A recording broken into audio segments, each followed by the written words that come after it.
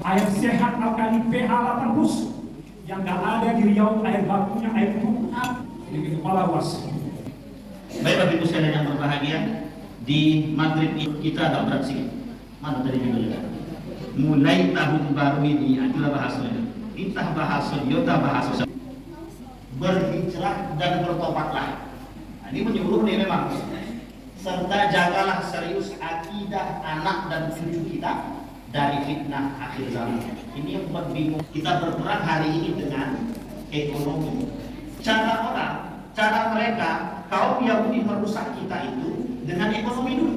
Karena dia tahu orang Muslim itu banyak yang Muslimnya sudah goyah, yang imannya sudah goyah, itu mereka akan merobohkan dengan apa? Dengan ekonomi. Apa maksudnya? Lemahkan dulu ekonomi umat Muslim itu, sehingga mereka menganggap Muslim itu miskin. Setelah Muslim itu miskin, mereka akan begini tangannya. Kalau tangannya begini, apapun yang mereka lakukan, mereka akan butuh itu. Sampai dipahami BPP? Ya. Ini gaya mereka. Cara menghancurkan umat Muslim. Kita ambil contoh. Nama yang paling terkenal pada masa itu, namanya George Soros. Pernah tahu ya Bapak Ibu George Soros ya? Yang kedua John Perkin. Apa kata John Perkin itu? Semua pemain saham harus dari kelompok Yahudi. Nah, itu caranya. Sehingga dia sebarkan tuh sampai ke Indonesia. Jadi pemain saham itu orang Yahudi. Disampaikan oleh John Perkin dalam videonya. Kemudian John Perkin setelah itu dikeluarkan dari organisasi Yahudi tersebut. Disandra, tidak boleh lagi. Siapa pelakunya? John Perkin itu sendiri. Karena John Perkin itulah yang kemudian disuruh datang ke Indonesia untuk pertama sekali memulai permainan saham. Nah, sampailah saat ini Bapak Ibu, itu bukan jahiliyah lagi, itu jariah tusuk namanya. Sampai saat ini orang banyak main itu. Nah, tapi masalahnya sekarang sudah ada saham syariah. Nah, itu pandai-pandailah, pandai-pandai dia benar. Jadi Bapak Ibu, cara mereka merusak kita begitu. Kelak kata Nabi di akhir zaman itu begini.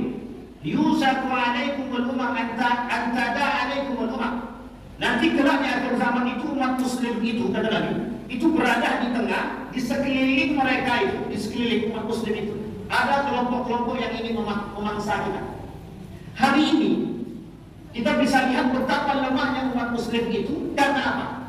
Banyak hal. Satu, karena tak punya akhlak. Yang kedua, tidak punya pendirian. Yang ketiga, lemah ekonomi. Yang ketiga, lemah pendidikan. Yang terakhir yang paling berbahaya, lemah agama. Jadi karena kelemahan mereka dalam agama, pemahaman agamanya rendah, sekalipun kuat, mereka tetap akan dia buat pribadi-pribadi saja, personal saja, individu. Saya pokoknya harus rajin sholat, ya. Kata Kunto Wijoyo tak main. Di akhir zaman itu yang paling penting social piety. Apa maksud social piety itu? Keimanan bersama. Itu yang tak dapat. Sehingga umat Muslim di akhir zaman itu kerjanya cuma pecah-pecah saja. Dia pikir masing-masing saja. Bapak Ibu, tujuan Yahudi merusak kita yang pertama, tujuannya yang pertama itu gospel. Belum God dan glory. Gospel itu apa? Agama. Ada namanya Universitas Harvard University. Saya tidak ingat, Pak. Bukan masalah ini. Harvard University, McGill University, Kanada Leiden University. Itu semuanya tujuannya kampus itu dibangun untuk mempelajari studi Islam. Dan mereka kasih beasiswa kepada orang-orang yang ada di luar kota mereka, siapapun yang mau mempelajari Islam. Dengan catatan pengajarnya siapa? Kaum orientalis, para ilmuwan-ilmuwan barat yang mempelajari Islam. Singkat cerita apa yang terjadi? Mereka balik, mereka rubah sistem tadi. Yang nilai agama sudah tinggi, anak-anak rajin sholat, anak-anak rajin mengaji, terkhusus buat mahasiswa. Karena tempat masuk mereka adalah pendidikan itu tadi, universitas. Hari ini semua orang berbondong-bondong pengen masuk Harvard University, Oxford University, McGill University. Siapa tukang rankingnya mereka? Sehingga mohon maaf Bapak Ibu, saya termasuk orang pengurus jurnal dulu. Salah satu jurnal yang terkenal namanya Afkaruna Sintatua, kalau sekarang itu ranking tertinggi untuk Indonesia. Ketika itu ada 3 orang yang ngurus itu di atas saya. Saya baru S2, mereka sudah S3 semua. Yang satu lulusan Belanda, doktor dia dari Leiden University. S2-nya di Indiana University Amerika. Yang kedua lulusan dari Australia, doktor S3. Yang ketiga, Indiana University Amerika. Ketiga-tiga ini mengatakan kepada saya, dalam tulisan itu nggak boleh banyak ayat Al-Quran. Nggak boleh.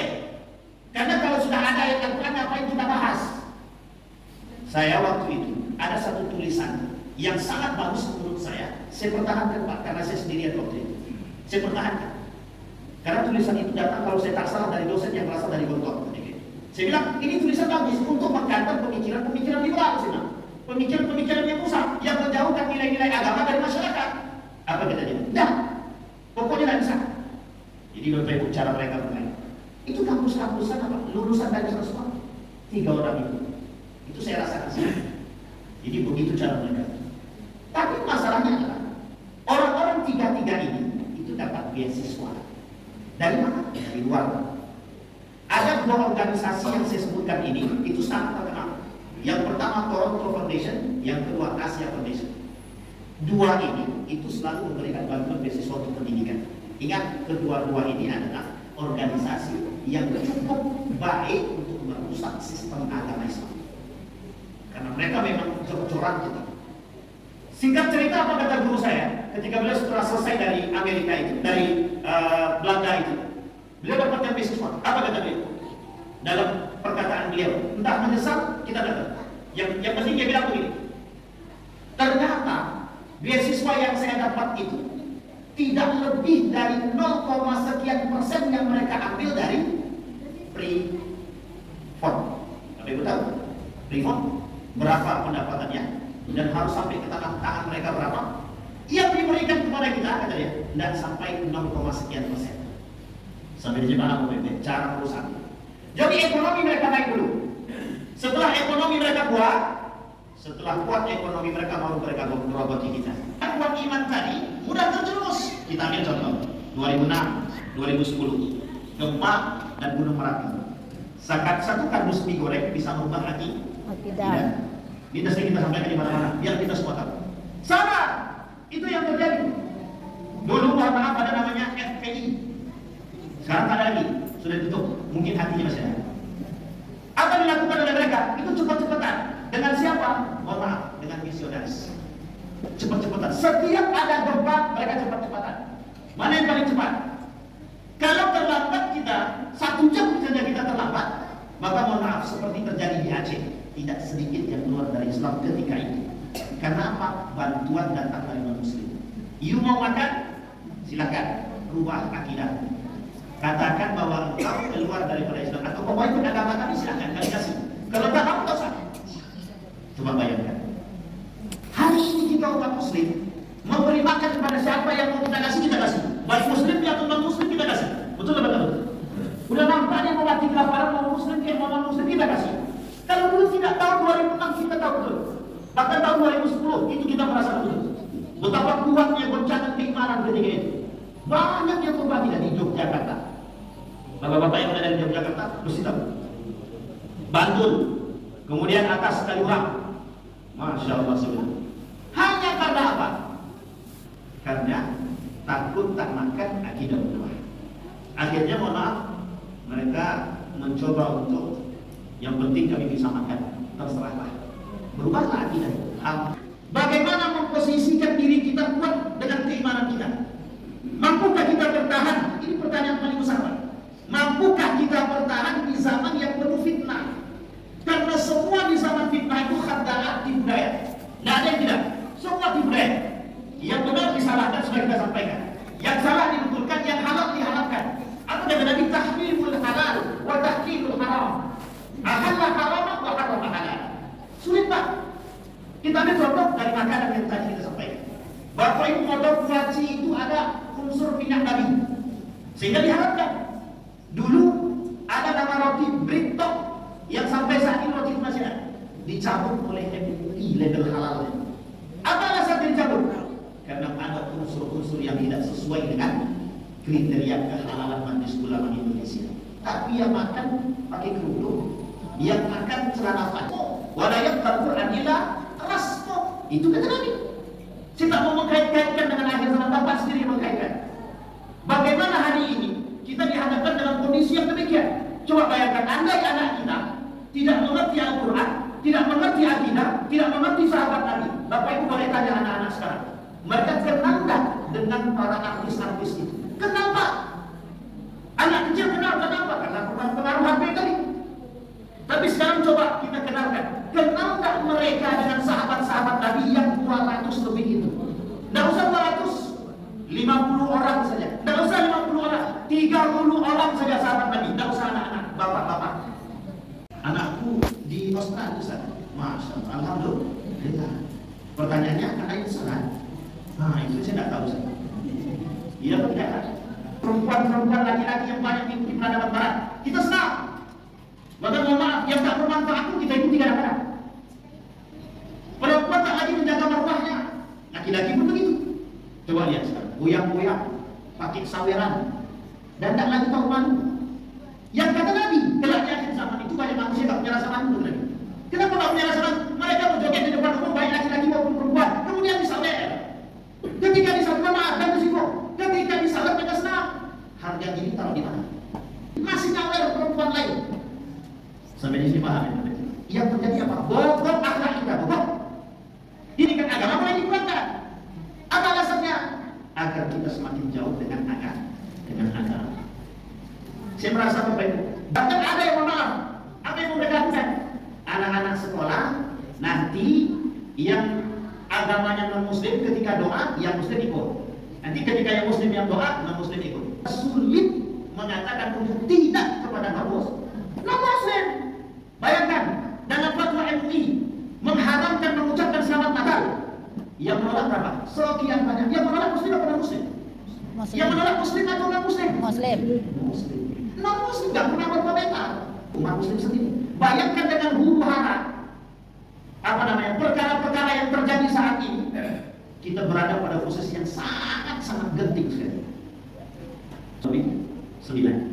Jam 7 lebih 46. Bukan tidak mudah bagi kita. Bahkan di kondisi yang begitu terjepitnya kita hari ini. Kalau bahasa kaminya, bernapas pun susah sekali. Apa yang mau kita buat? Berkata baik, berkata benar kita susah. Berkata salah, ya susah juga. Sekarang apa yang harus kita lakukan? Berdiam diri. Begitu kan? Kalau kita berdiam diri, ya makin injak kita. Makanya mohon maaf, ketika ada air ini, umat muslim punya satu masjid punya gerakan pemberdayaan ekonomi, itu sangat baik sekali, Pak. Sangat baik. Terlepas dari meminta-minta. Itu yang tidak diinginkan. Tapi sebenarnya yang punya perhatian kepada masjid siapa? Jangan pernah mengatakan ketika masjid datang ke rumah meminta untuk masjid, kemudian kita katakan tak ada jalan lain selain dari meminta. Itu orang tidak punya iman. Kenapa? Yang punya perhatian terhadap masjid itu adalah semua umat muslim. Bukan satu orang, bukan pengurus masjid. Sampai di sini paham ya?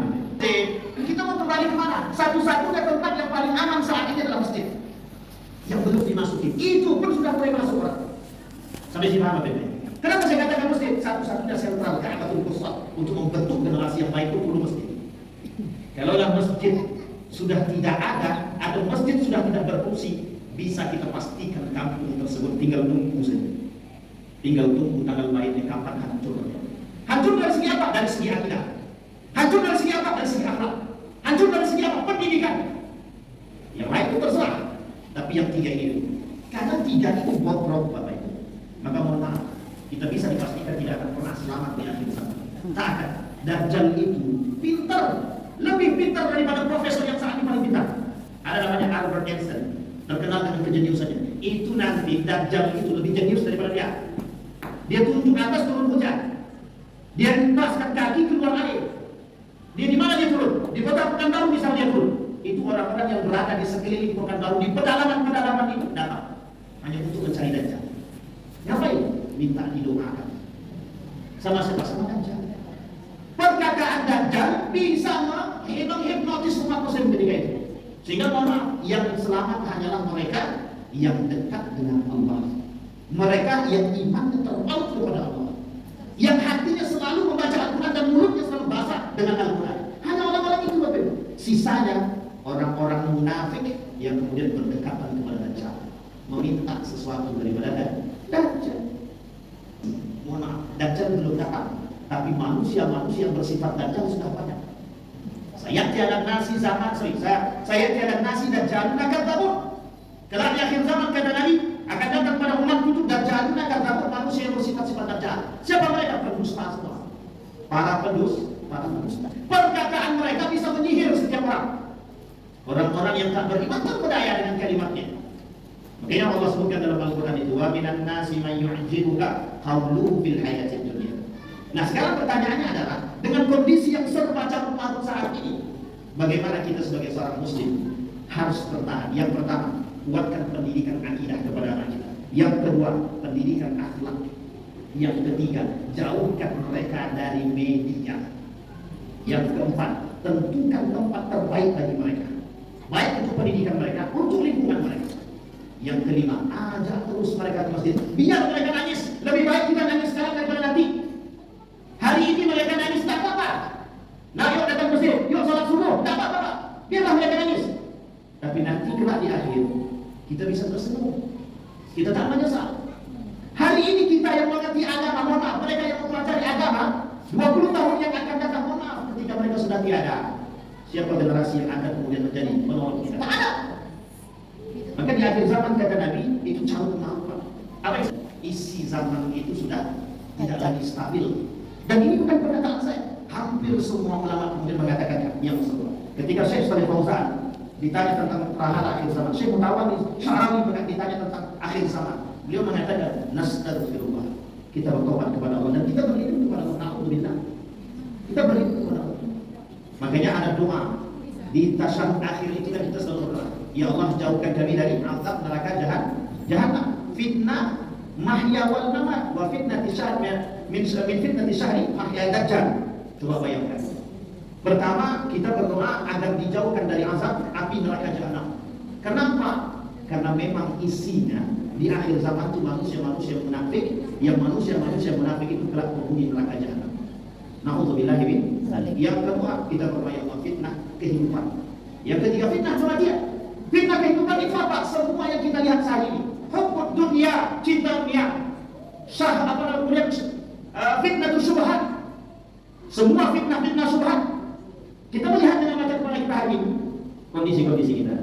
Yang kemudian yang ketiga fitnah kematian. Yang keempat fitnah dajjal. Kita selalu berdoa bagi Allah, Rabbana isrif anna adzab jahannam inna adzabaha kana gharama inna sa'at mustaqarra wa muqama. Tidak bisa, Pak. Kita harus perbanyak ekstra dalam mendidik anak hari ini. Karena hari ini anak lebih cerdas daripada kita. Mereka anak kecil saja sudah bisa bukan. Sekarang kalau orang tua tidak tega dengan anak, mohon maaf, kita yang akan menangis kelak di akhir kita. Jangan sembarangan bicara Pak masalah Tuhan kepada anak. Kenapa mereka tidak? Nah, kalau bukan karena Allah engkau tidak akan cerdas. Nah, kalau bukan karena Allah engkau tidak akan bodoh. Percayalah kepada Allah. Itu yang pertama. Pendidikan akidah penting. Yang kedua pendidikan akhlak. Ingat anak-anak kita hari ini pergaulannya terlalu bebas. Maka jaga anak-anak kita jangan sampai terlalu bebas dalam bergaul. Yang ketiga pendidikan agama. Karena hukum menuntut ilmu agama wajib. Ilmu yang lain itu sunnah saja. Kalau kita ada baru hukumnya wajib. Maka kemudian kita harus memberikan pendidikan agama. Dan kemudian yang keempat, berikan lingkungan yang baik. Yang kelima, jauhkan mereka dari media. Saya kira itu saja. Mudah-mudahan bermanfaat. Mudah-mudahan lain waktu kita sambung. Mudah-mudahan ada baiknya bagi kita semua, sehingga kita terjaga daripada fitnah akhir zaman, fitnah kehidupan, dan kelak kita menjadi orang-orang yang ditempatkan oleh Allah di tempat terbaik, dan insya Allah kita termasuk orang-orang yang beruntung. Amin ya rabbal alamin. Fa'tal biyau lil amsar la'anakum tuflihun. Assalamualaikum warahmatullahi wabarakatuh. Waalaikumsalam.